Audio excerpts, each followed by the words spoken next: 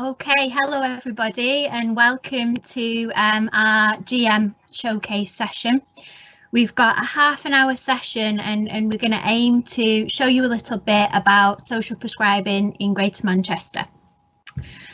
We were hoping that you would be able to come and see our schemes directly and spend a bit of time with them, but sadly due to COVID we're online, so we're going to do our best to give you a flavour of social prescribing in Greater Manchester. So we've got three of our big schemes here with us today. We've got Stockport, which is run by a GP federation, and it's called the Wellbeing and Self-Care Service. And we've got Salford scheme called Wellbeing Matters, and we've got Manchester's scheme called Be Well. Greater Manchester has now got social prescribing at scale across all of our 10 localities. We've got over 15 different schemes tailored to the different communities that we've got in Greater Manchester. We're really proud of how far we've come in the last few years. Last year we saw over 26,000 referrals into social prescribing. We're seeing 8 out of 10 GPs referring into social prescribing. And we've got nearly 200 link workers employed by primary care networks, but way beyond that, through different funded roles, through voluntary sector organisations, through GP federations, by local authorities. So we've got a real melting pot of social prescribing, and we think that makes it the best place in the country, definitely, to for social prescribing. We've got that real variety, we've got that real learning, and we've got some absolutely wonderful skills and expertise that you're going to see today. Our schemes have been really busy during COVID, helping and supporting local people and communities, and rather than seeing a drop off of the value of these approaches, we've seen a real increase. So we're hoping that the videos that you're going to see now will tell you a little bit about that. We're sorry you won't be on a grand tour of Manchester, seeing them directly, but we're hoping that this will give you a flavour of what our schemes have been up to. We've got on the panel, whilst the video is playing, a number of people from each scheme. So we've got Bruce and Kat and Charlie from Salford, who are going to answer any questions you've got about their videos. Pop them in the chat box and they're here ready to answer.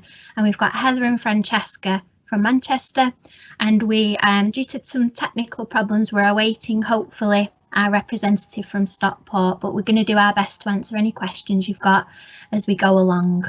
So sit back and enjoy our virtual tour, and there'll be some time at the end for some further comments and information. All right, enjoy. Thank you.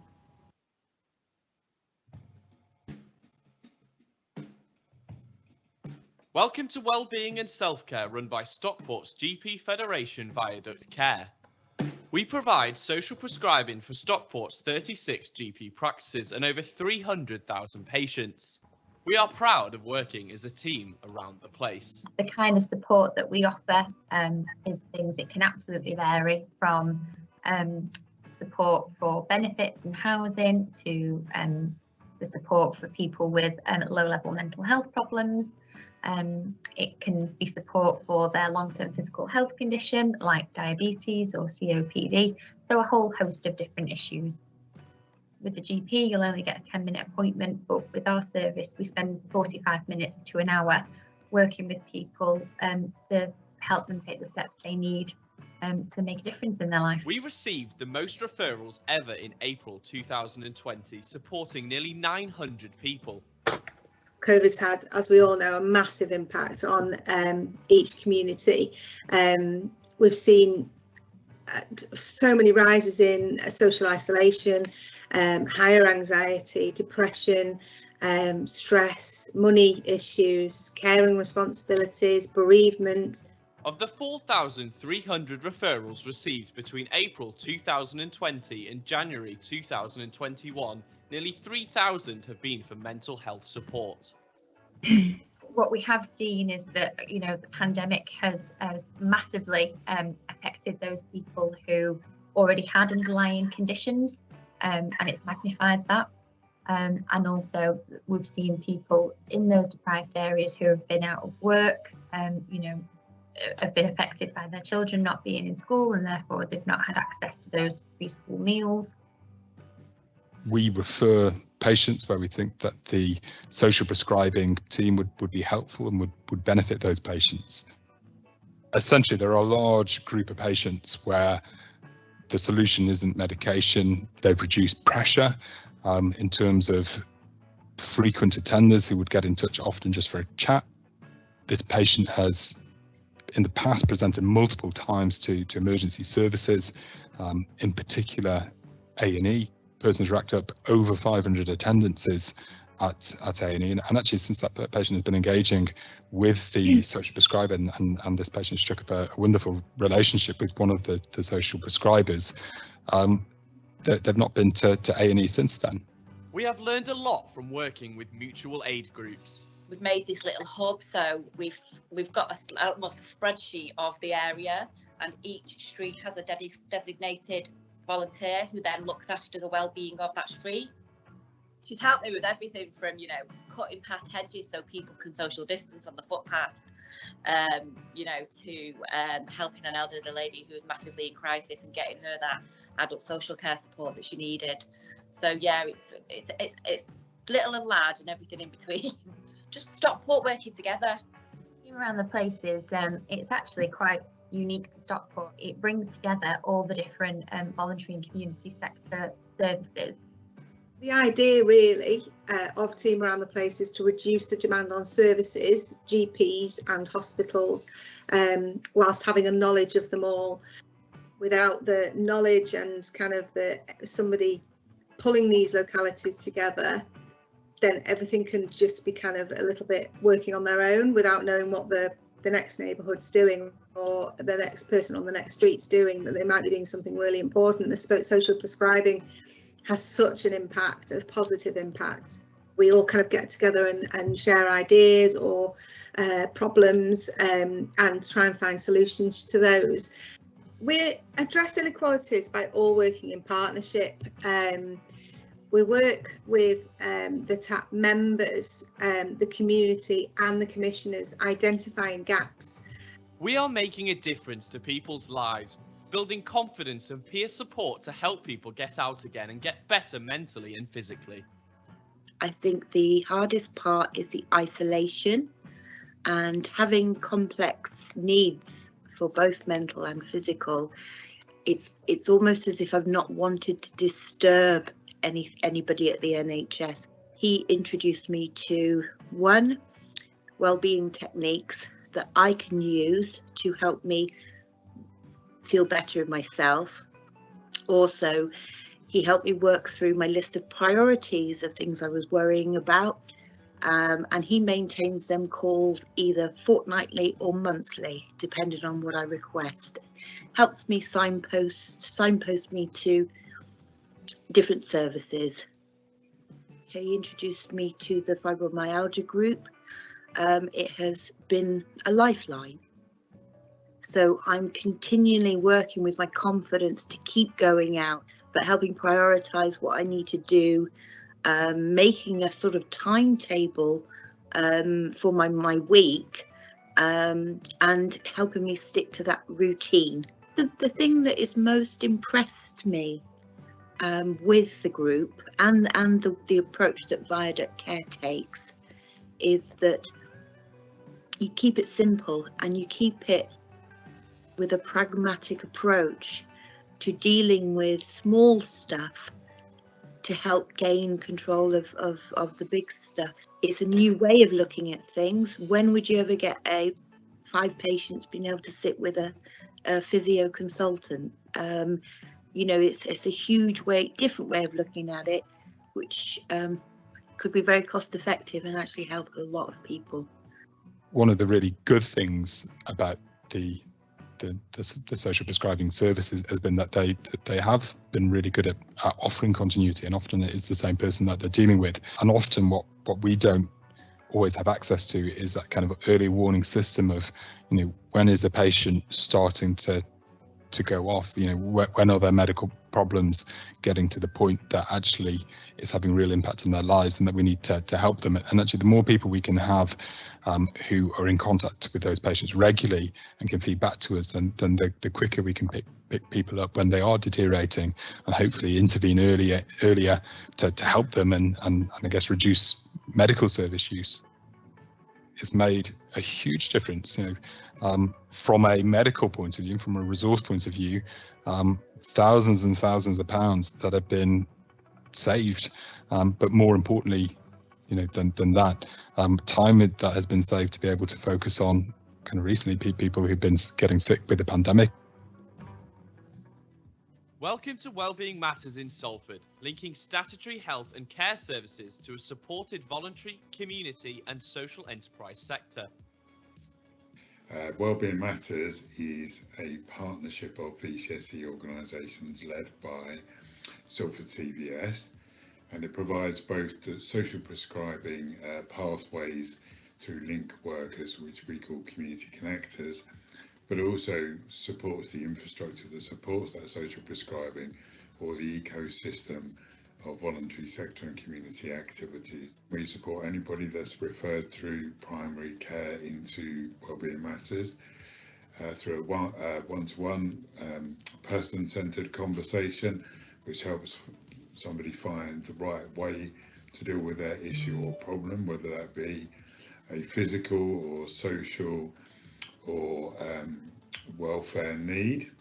So that the link worker would have that conversation with the person and help them navigate through to the right level of support for them. We've helped to develop small and medium-sized voluntary sector and community groups through helping them to access volunteers, grant funding, support around their governance and constitution, but also to provide them with that level of support that they need just to take that step forward and accept referrals out of the community connectors or link workers. Part of our role is building up brilliant relationships with other organisations, and when we first started the Wellbeing Matters programme, for 3 months we all went out and we did nothing but map what was available, and it wasn't just structures and physical assets in communities, it was meeting managers of services, and that could have been the voluntary sector, you know, in the local authority sector. We are supporting people through the pandemic. So we're seeing various impacts. I mean, obviously a big one is social isolation, and you would expect that to be, you know, more elderly people, but actually we're getting lots of referrals for younger members of society who are experiencing social isolation. Financial issues, obviously lots of people are, you know, being made redundant at the moment, never claimed universal credit before. We have learnt a lot over the past year. The resilience of people and people's willingness to help others has really shone. And in terms of the voluntary groups who we support, obviously through this programme as well, because we work very closely with our voluntary sector, and without them we'd be nothing. If we didn't have things to refer people into, you know, we'd be really stuck. And just seeing the level of how the voluntary sector stepped up to the mark, I want to see the service progress. You know, I think the need and the demand for this service is clearly there. It was there before COVID, you know, and I think the demand will still be there, and the need will be even more so. My hopes for the future is we've learned through COVID, we've learned how to help people become more resilient. We've learned how key it is to listen to people and make sure their voices are heard. And if we need to speak to secondary services, you know, we're making sure we're carrying that person's voice forward with us. We continue to make a difference to people's lives in whatever way they need. People are helping others, and the voluntary sector is proving essential, drawing on people power and peer support. I think that it's accessible, and it's friendly, it's open, it's welcoming, and I think lack of accessibility is the major barrier to overcome. People just sometimes, they don't want to come and talk about their deepest, darkest problems. They might just want to come and have a laugh and have a chuckle with people. So, you know, we supplement that with our social events, our WhatsApp groups, and, you know, all these things are managed by people in the community. So everybody's helping each other out, and I think it's really nice to see. We're seeing a reduction in people going back round the cycle, a revolving door of primary care. We're seeing people become more connected to their communities and getting more involved. So people typically come out of the programme, get involved with a community group and stay for the longer term. They're also helping to support the development of the groups themselves.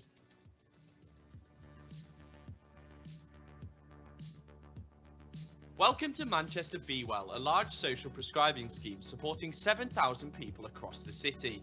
We have over 15 voluntary and community partners helping people find a way to live and feel well. At Be Well, we try to be more than just a social prescribing service. We recognise that everyone's journey is different. Therefore, the person-centred plans we create with people are always unique to them and factors in their individual strengths, qualities and community resources available to them. We work with individuals who are in very complex situations, have multiple needs or a combination of both. And this can lead that individual to feeling sort of unsure of what they'd like to do, where they'd like to start, or feeling a bit stuck in life.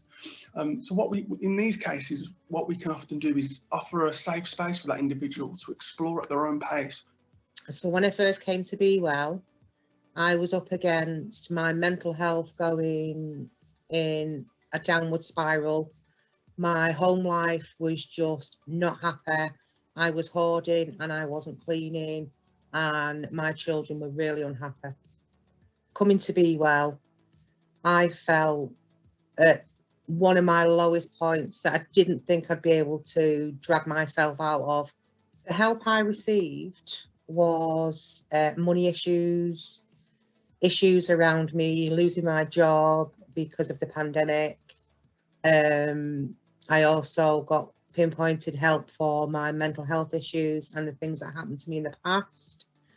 I've also received help with my daughter being signposted to the LGBT group because she wasn't sure whether she wanted to be male or female, and she was struggling with her own sexuality.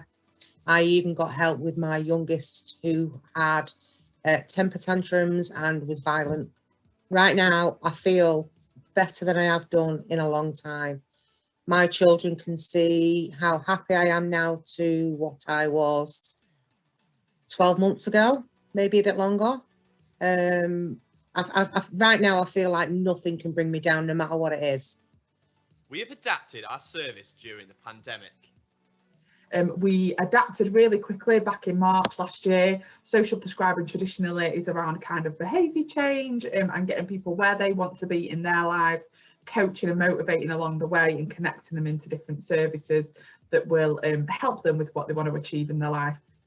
And then over the last 12 months, because it is nearly 12 months that we've been in this pandemic now, we have seen we've worked with people however they've wanted to be worked with at that point. So we've been really person-centred, as we always were, but really been able to flip between those immediate needs and then longer term goals for people. So what tends to happen is that when we're put back into a national lockdown or a local lockdown, people tend to start focusing again on immediate needs, short-term goals.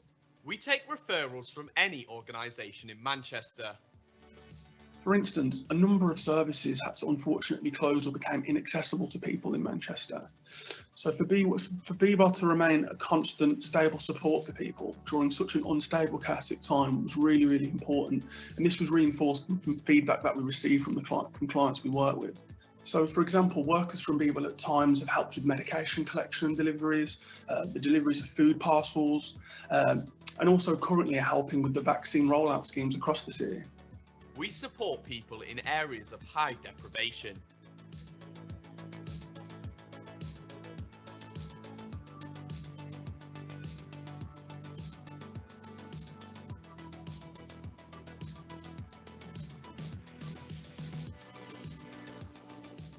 Nearly 4 in 10 tell us they have a disability.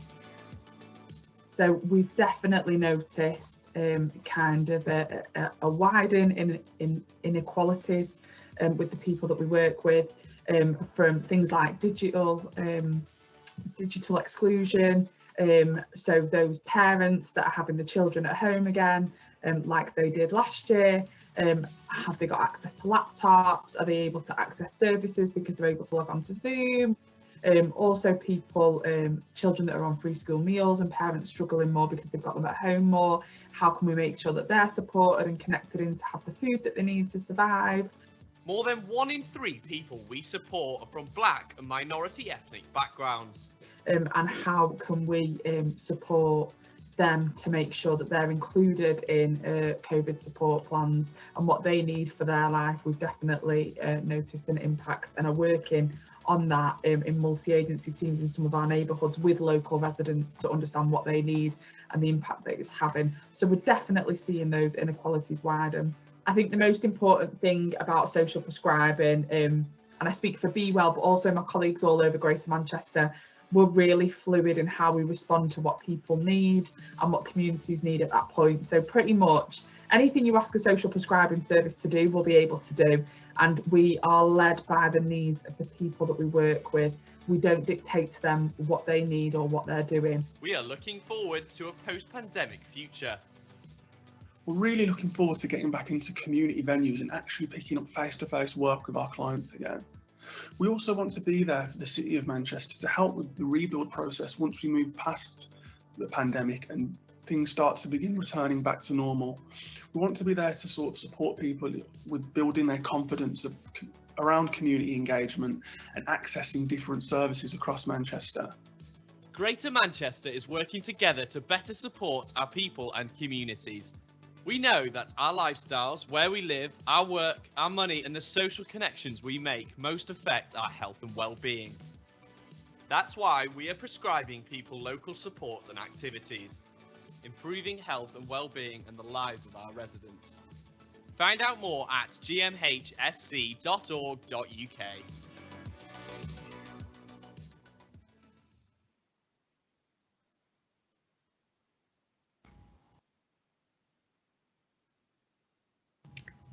Hello, I think that's back over to me. Yeah, I'm getting the thumbs up. So I hope you've enjoyed listening to our video. We have just been busy monitoring the chat box, some really interesting kind of questions coming through around how we support people, and some other things around children and young people and where we go next with that. So I think we may have time to answer one or two of those questions very briefly before we do our kind of closing statements on that. I'm just seeing that Be Well service has started to look into how we do that. So we are keen to grow children and young people social prescribing and support in Greater Manchester, and some of you may have heard Andy Burnham talking about that yesterday, and we've got some really good pockets of activity happening all over Greater Manchester where we're testing this out and trying to make it work. So we are keen to grow that. Francesca, are you happy to respond on your plans at Be Well for how you're going to work with children and young people? Yeah, I'm actually going to field this over to Heather, if that's okay, because I know she's been in conversation with the colleges. So yeah, over to you, Heather. Thanks, Heather. Yeah, hi everyone. So at Be Well, we've been doing social prescribing now for 2.5 years, but we do work with adults predominantly, and what we do is take the adult initially comes into the service, but actually the adult's motivation, the adult's behaviour, everything that's going on affects the children and young people in that household. So we work with them as a full family unit, and what we've just started to do, like Francesca mentioned, is have conversations with education services in our local area, colleges, on how we can get into colleges and roll out social prescribing there. That's going to be the initial layer. Then we're going to look at schools and younger children and take that more full holistic family unit view on social prescribing and how we can help a household all together rather than just an individual adult or an individual young person. So early stages of connection, early stages of development, but it's something we're going to keep pushing and developing at GM level. Yeah, definitely. I think we need to talk about that, don't we, over how we can do that, start to do that at scale across Greater Manchester. And there's some really interesting pilot projects happening with colleges as well in a few different locations. They're growing over the kind of the coming years. So, oh, sorry, something interfered with me there. My phone was going in the background. That's terrible, isn't it? So we are going to now tell you a little bit about parting kind of thoughts for Greater Manchester and messages that we want you to take away. We've recently done a mental wellbeing conversation with the citizens of Greater Manchester about what's really important to them and what their level of happiness that they're feeling is. On a scale of 1 to 10, the average score for that was 5.2 out of 10. So there's a lot we need to do to rebuild in Manchester with connecting people back to communities and supporting them with their well-being. So I'm going to go to each scheme and just ask each person, each scheme really, to give us a message of what they'd like you to take away as a message from Greater Manchester for what's next, and what really hopefully you can keep in your mind when you think of Greater Manchester social prescribing. Also, we've got our email addresses in the chat box if anybody wants to pick up more and get in touch and find out more about what we do. Okay, thank you. So I'm going to go to Bruce first, please. Bruce, if you come in and tell us your thoughts. Hi, yeah, I think for me and for Salford, I think it's really important to build on the learning we have of growing a vibrant, sustainable ecosystem. So that's the small, micro and some of the more medium-sized voluntary community and social enterprise sector offers, or the destinations for social prescribing. I think that's really key. And also to continue the collaboration right across GM, and as the GM lead for the Thriving Communities work, I'm really keen to explore that with my colleagues in GM.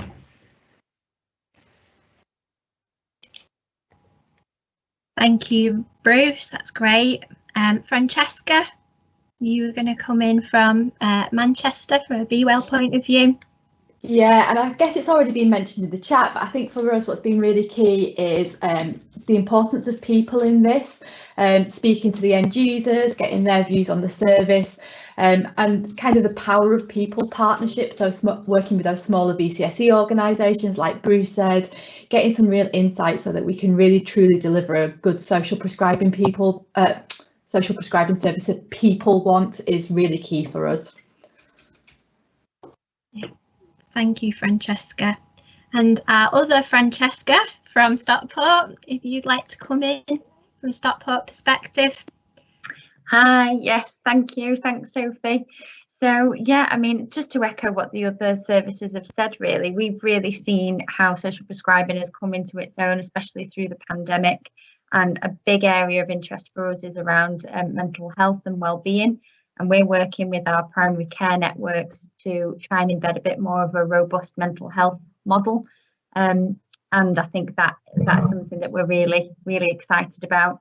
And just making sure that as many people as possible know about social prescribing, and to pick up what's already been spoken about on the chat around actually having that available to younger people, because I think they will have suffered hugely as a result of the pandemic as well.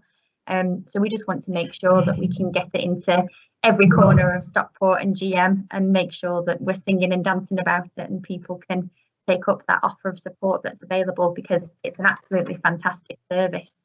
So thank you. Brilliant. Okay, well, I'd like to thank everybody from our GM schemes for joining. We hope that you've got something from this and that you've enjoyed our session. And hopefully you want to find out more about social prescribing in Greater Manchester. So thank you all for your time.